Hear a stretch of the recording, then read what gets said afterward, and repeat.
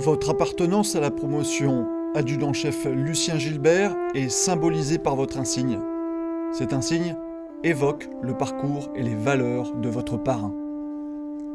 Sa forme est celle typique de l'insigne de votre école, l'École nationale des sous-officiers d'active, maison mère des sous-officiers.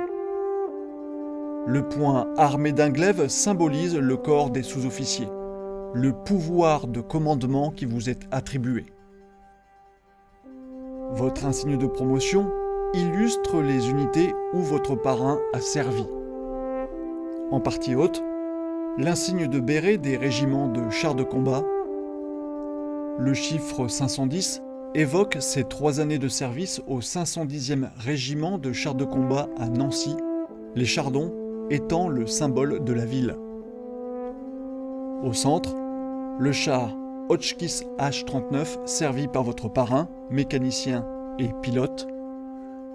En partie basse, le chiffre 505 évoque ses 3 années de service au 505e régiment de chars de combat à Vannes, les hermines étant présentes sur le blason de la ville.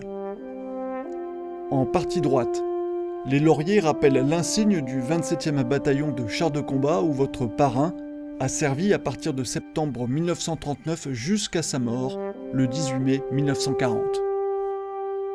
La Légion d'honneur orne le côté droit de l'insigne. En partie gauche, le nom adjudant-chef Gilbert venant s'inscrire en capitale en relief.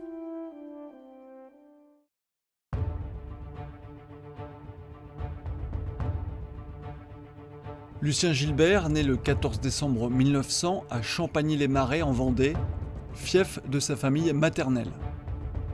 Il est le fils d'Ernest Gilbert, aubergiste, et de Berthe Savario, secrétaire au 111e régiment d'artillerie de Luçon dans les années 1920. Lucien est un adolescent de 14 ans quand la Première Guerre mondiale éclate. Il assiste au départ des pères de ses camarades envoyés sur le front pour combattre l'envahisseur allemand. Il reste marqué par les scènes tragiques des familles endeuillées. Son propre père, réformé en 1899 du fait d'une pleurésie, est lui aussi mobilisé en août 1914. Il meurt de maladie en mars 1915. Quelques années plus tard, Lucien décide de s'engager au titre du 77e régiment d'infanterie de Cholet. Il y est nommé caporal le 1er mai 1921, puis sergent le 23 mars 1922. Il se marie 5 mois plus tard avec André-Marie-Jeanne Brault, dont le frère Théophile, caporal au 33e régiment d'infanterie coloniale, est mort pour la France dans la Somme en 1916. Le 18 septembre 1922, il rengage au 169e régiment d'infanterie basé à Thionville, puis le 10 avril 1923 au 171e régiment d'infanterie, alors basé rive gauche du Rhin, les troupes françaises occupant une partie du territoire allemand suite au traité de Versailles. Le 21 juin 1923, le sergent Lucien Gilbert sert au 510e régiment de chars de combat.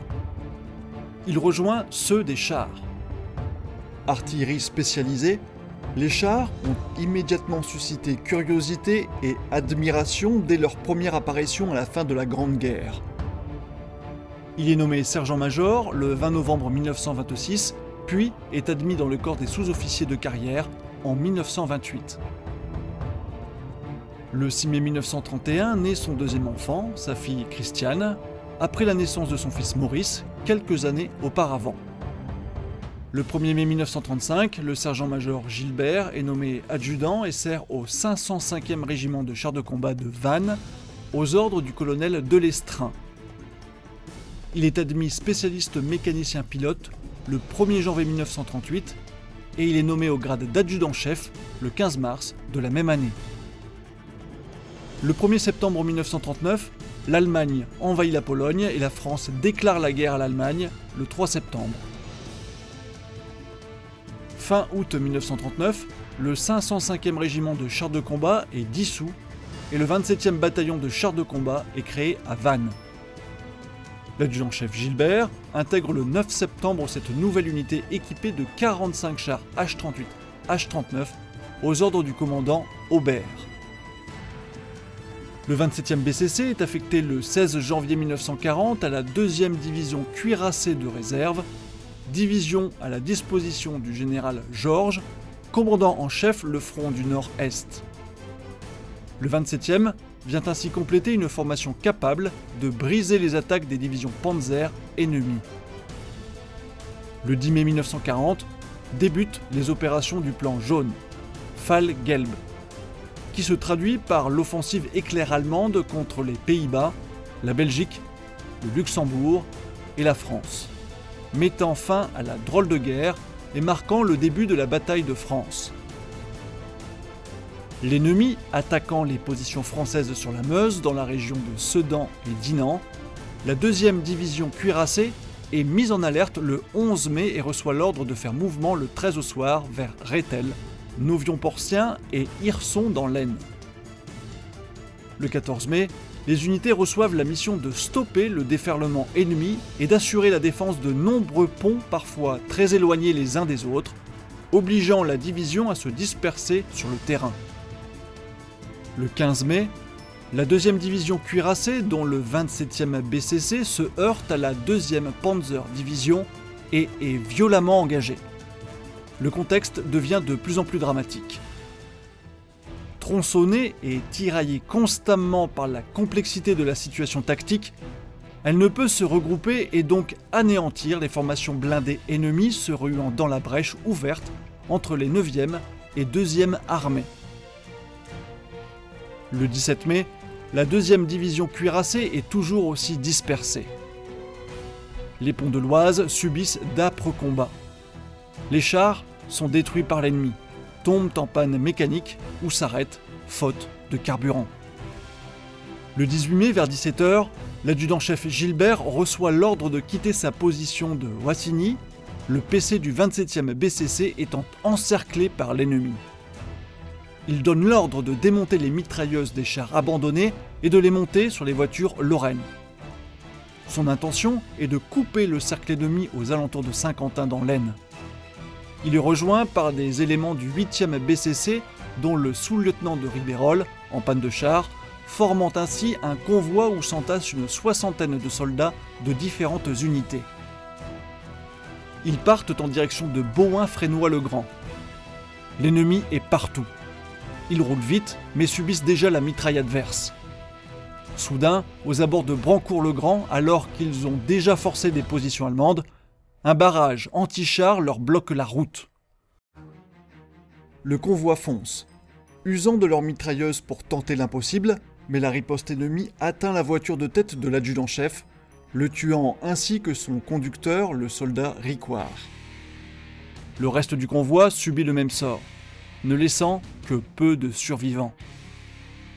Submergée par la puissance blindée et la rapidité des unités allemandes, la 2e division cuirassée de réserve subit partout de violents combats et est anéantie en quelques jours. Il ne reste au 20 mai qu'une douzaine de chars en état de marche sur la centaine que comptait la division 5 jours plus tôt. Le 27e BCC ne survit pas. L'imbrication a été telle que l'adjudant-chef Lucien Gilbert est porté disparu pendant plusieurs années. N'ayant plus de nouvelles de son mari depuis le 15 mai 1940, André Brault, son épouse, l'espérant prisonnier mais vivant, fait appel le 12 mai 1941 à l'ambassadeur de France, Georges Scapini, pour le retrouver. Elle apprendra plus tard la terrible nouvelle. Le 21 novembre 1946, l'adjudant-chef Lucien Gilbert, mort pour la France, est cité à l'ordre de l'armée, comportant l'attribution de la Croix de guerre 1939-1945 avec palme. 5 ans plus tard, il est nommé au grade de chevalier dans l'ordre national de la Légion d'honneur. Quant à son fils Maurice, né en 1923, il est enfant de troupe dès l'âge de 14 ans. Désirant poursuivre l'engagement de son père, il rejoint le 8e régiment d'infanterie à 17 ans. Il rallie ensuite, le 3 octobre 1943, le fameux corps franc Pommiès, le CFP. Jeune caporal-chef au sein de la section de l'adjudant Lucien Peyrade, il assure la sécurité d'une réunion secrète de chefs du CFP. Au petit matin, ayant été dénoncé, une compagnie allemande encercle la ferme.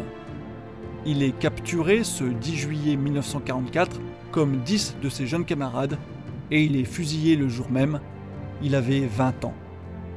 À titre posthume, il sera promu au grade de sergent et lui sera alors conféré la médaille militaire et la croix de guerre avec palme. Sur le monument aux morts de Nieul-sur-Lotise, en Vendée, où résidaient son épouse et sa fille, figure le nom de l'adjudant-chef Gilbert et celui de son fils Maurice Gilbert, tous deux morts pour la France. Sur le monument de Luçon, en Vendée, figure, au-dessous de son nom, le nom de son demi-frère Robert Savario, 1917-1945, lui aussi mort pour la France en Indochine lors de l'invasion des Japonais.